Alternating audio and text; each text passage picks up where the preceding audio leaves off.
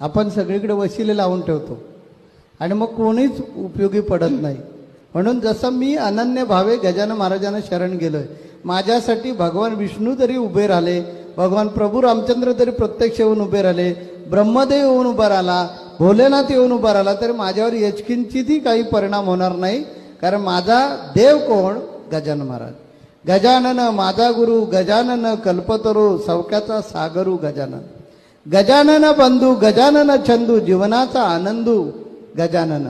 अशा प्रकारे जसं एक पत्नीकत्व असतं किंवा एक पतिव्रता आपल्या नवऱ्या व्यतिरिक्त कुठल्याही जगातल्या सुंदर पुरुषाची कधीच आठवण करू शकत नाही, त्याच्यासाठी तिचा नवराच हा सुंदर असतो. तशाच प्रकारे भक्तासाठी त्याचा जो देव असतो तो एकच असला पाहिजे, गुरु हा एकच असला पाहिजे, तरच आपल्याला मोक्ष किंवा मुक्ती मिळेल.